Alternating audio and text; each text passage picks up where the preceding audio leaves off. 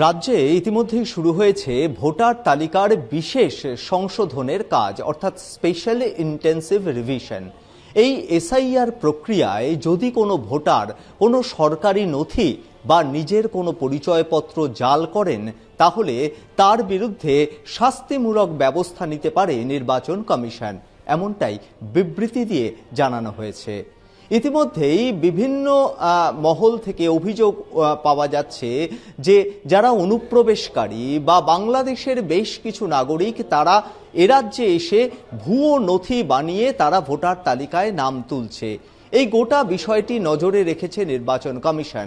এমনকি ভারতীয় ন্যায় সংহিতা বিএনএস-এর ৩৩৭ ধারা অনুযায়ী সেখানে সর্বোচ্চ ৭ বছরের জেল, এমনকি জরিমানার কথাও উল্লেখ রয়েছে।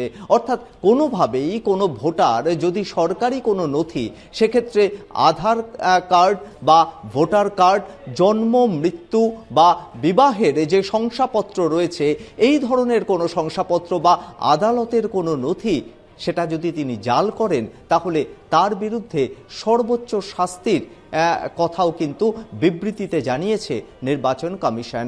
এবং বিএনএস-এর যে ধারা উল্লেখ করা হয়েছে, সেই ধারা অনুযায়ী এটা কিন্তু শাস্তিযোগ্য অপরাধ, এমনটাই জানিয়েছে নির্বাচন কমিশন। ক্যামেরায় মনোজেশ মুখোপাধ্যায়ের সঙ্গে সত্যসুন্দর ভট্টাচার্য, কলকাতা টিভি।